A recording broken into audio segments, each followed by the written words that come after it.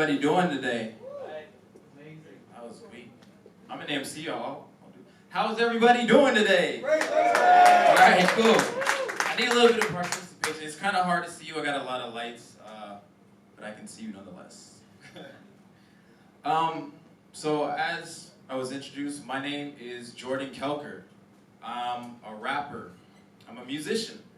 So in high school, I started rapping and playing the drums. I was a band geek. By college, I was freelancing as an audio engineer. Through that work, I made a lot of new friends. I met a few people even in the industry. Now, having an artistic mind is great. It's great. Would you guys agree having an artistic mind is great? Yeah. Right? And it's great because we artists, we look at the world, we look at it in different angles and details that other people may not, and we translate our thoughts through expressions, right? Dancing, through singing, through painting. I express myself through hand turkeys. Happy Thanksgiving. But the vision alone is not enough. Now, as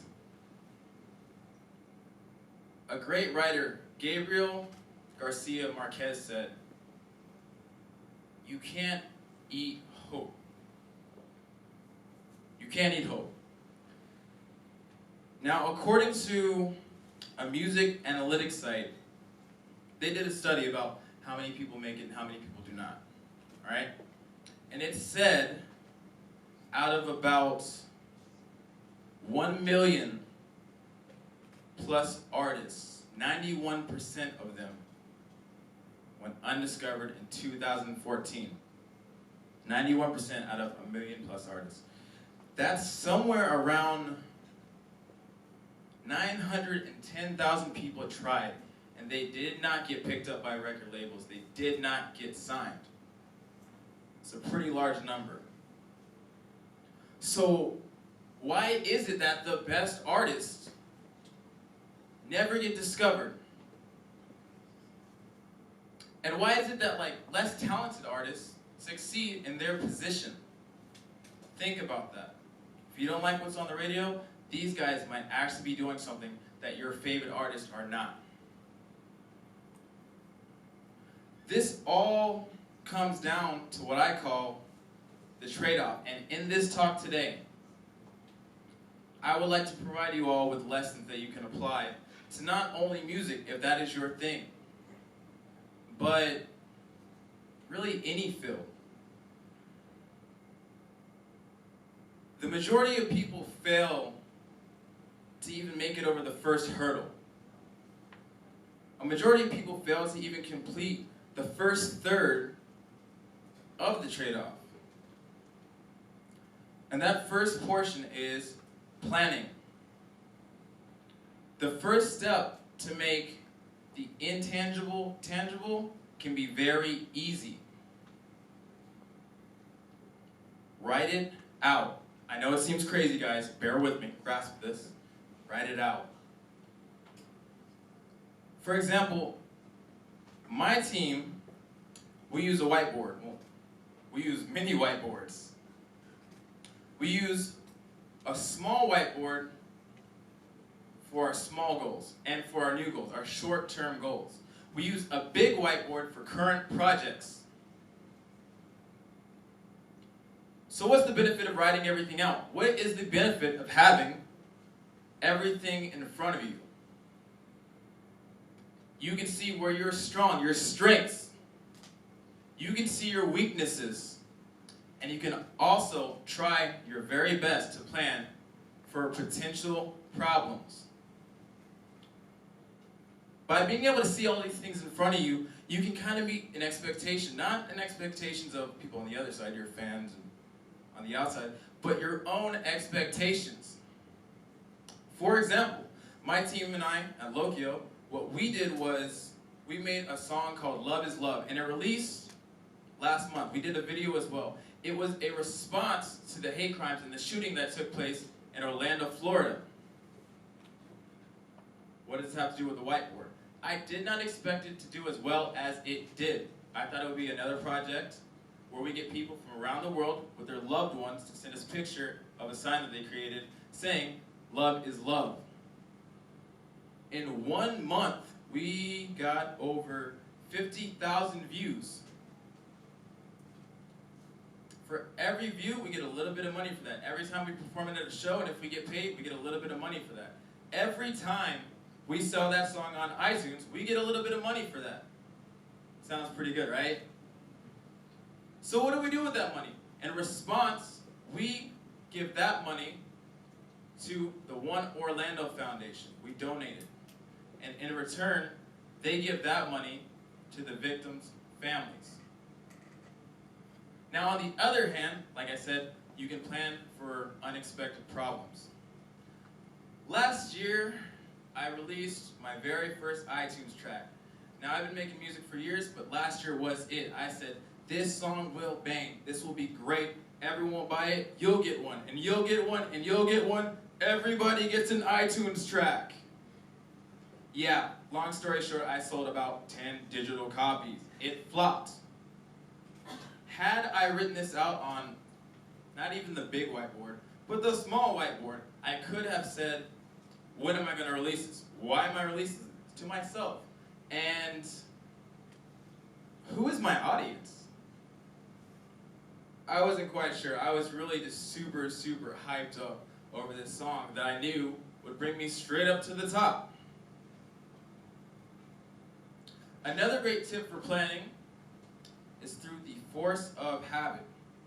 To put it simple, routine. How many of you, by a show of hands please, how many of you guys have a routine, a daily routine? Now, throw them high. Yeah, give yourself, give yourself some credit. I recently picked back up on having a routine. Having a routine is great. It kind of lets you figure out how you're going to either start your day, or the middle of the day, or the end of the day. It's repetition, repetition, and through repetition, you become great at things. For example, the billionaire, the co-founder of Patron Tequila, and the co-founder of Paul Mitchell Hair Products. Yes, the same man. His name is Jean-Paul DeJoria. He has a very, very, very simple routine, and he says that he does this every day, all the time, no matter where he's at. Every day when he wakes up, he takes 5 minutes of undisturbed silence. Keep in mind, my man's a billionaire. 5 minutes of silence. And he takes that 5 minutes to look back on all that he's already done. He takes that 5 minutes to live in the present and appreciate where he is now.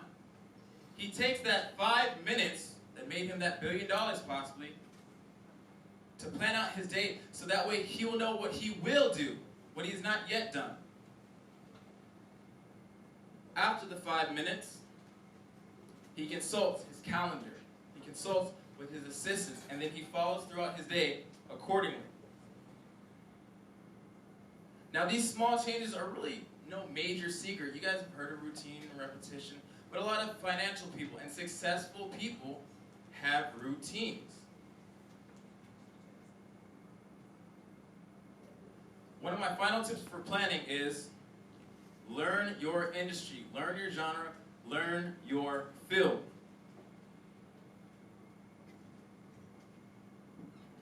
Learn the people at the top, and learn the people at eye level, and then learn the people, we won't say below, but the people that we should definitely cater to.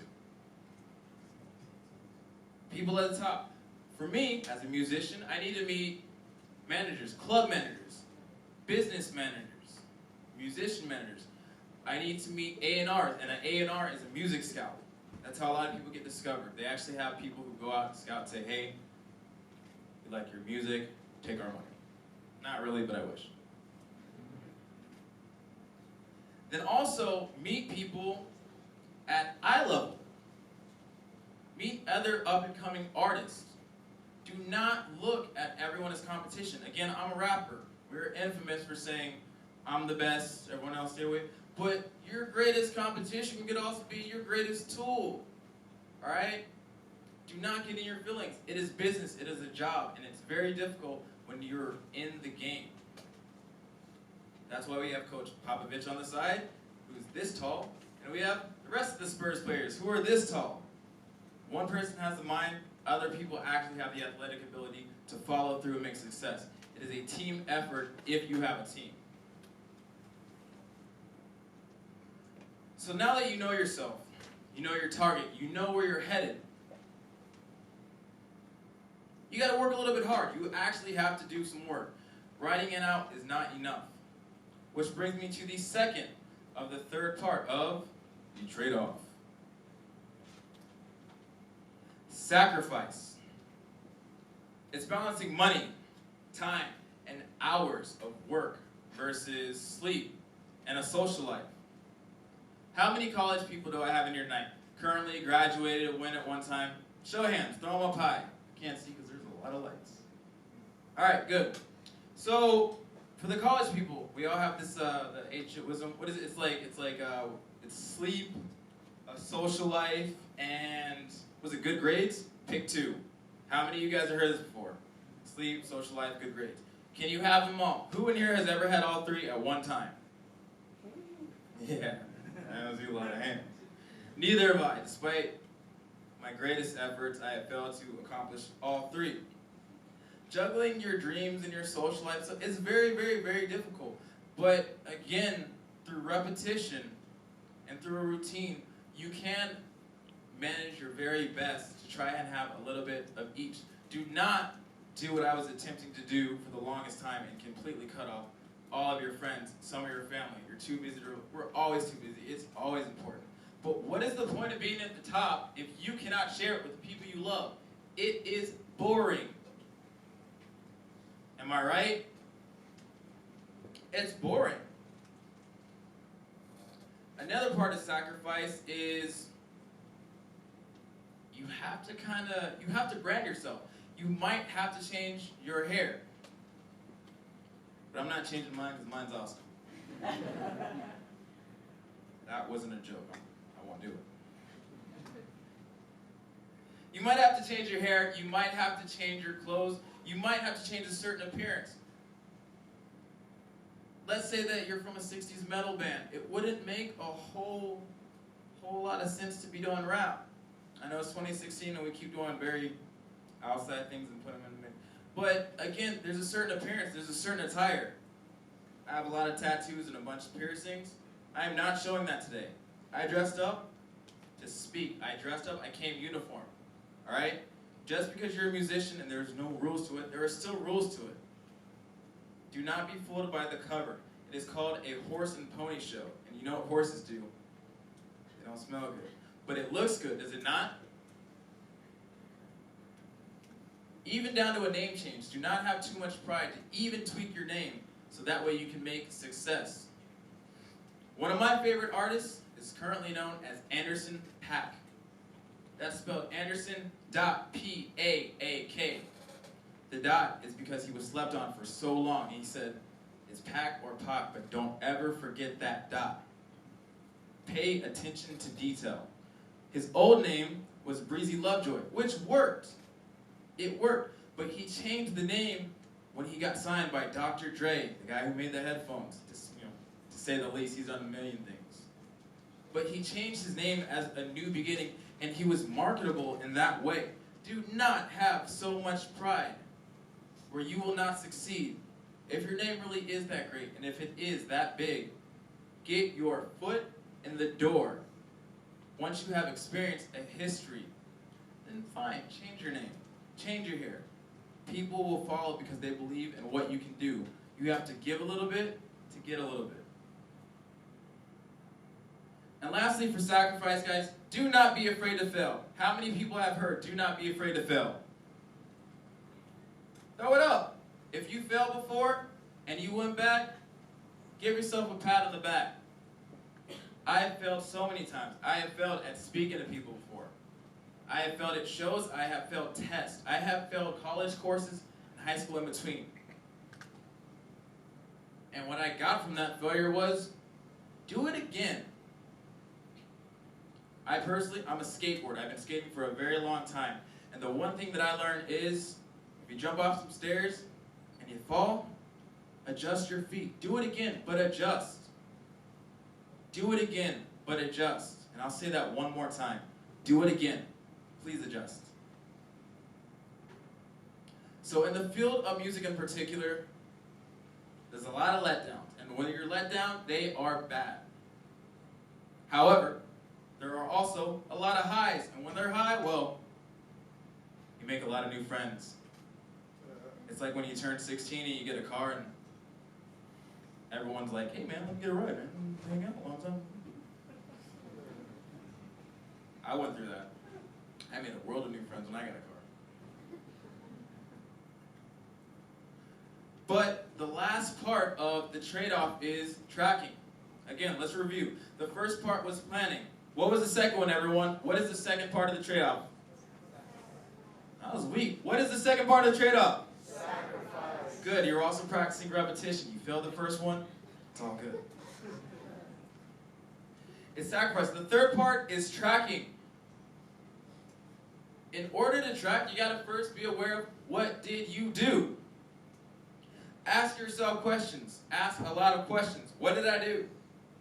How could I have done it better? Where did I fail? How can I avoid getting hit by a car every time I step on a skateboard?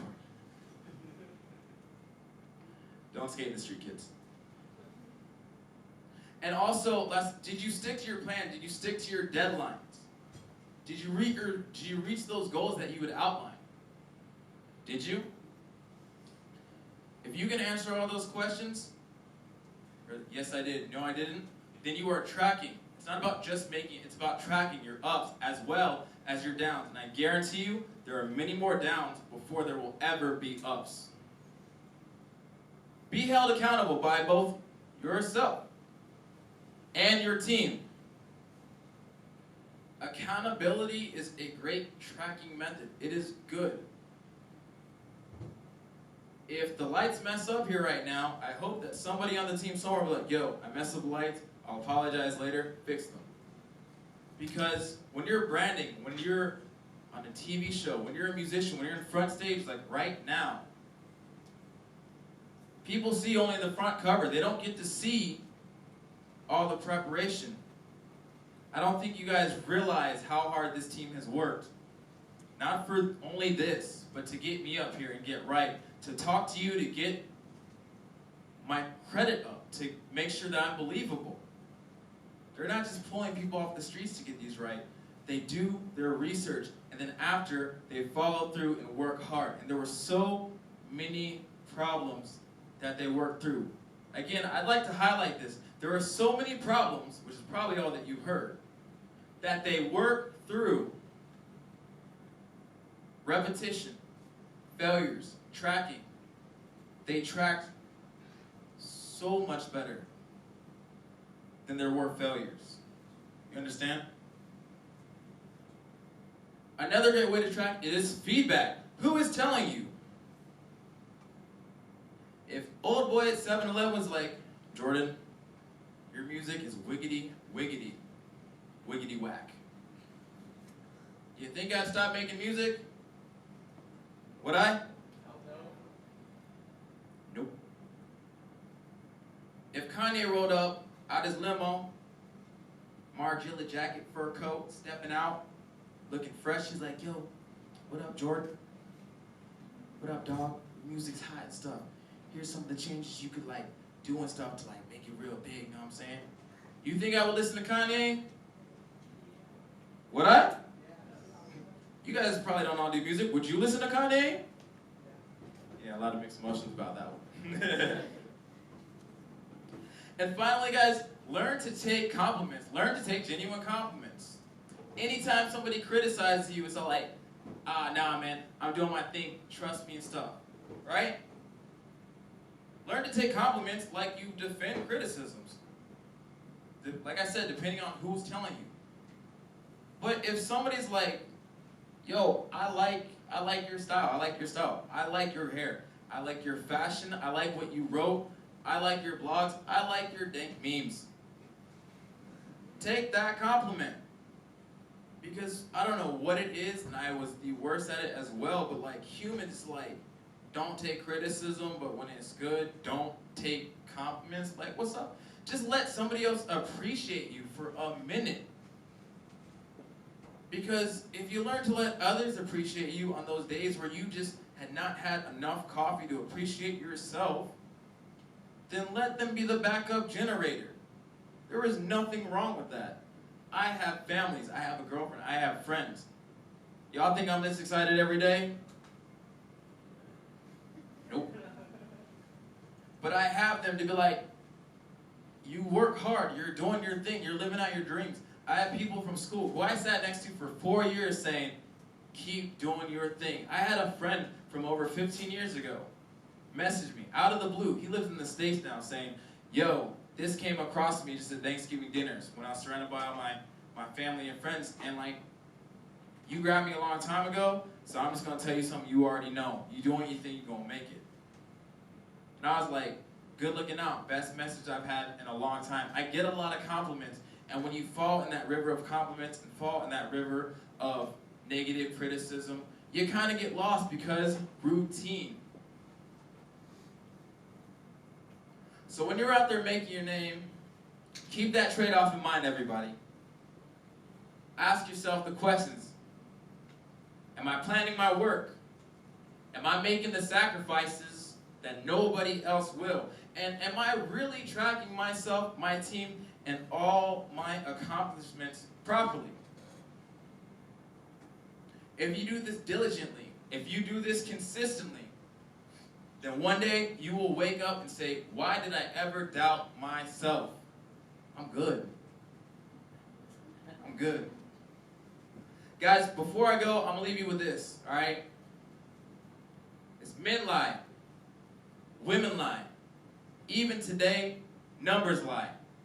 Patterns do not lie. Thank you very much.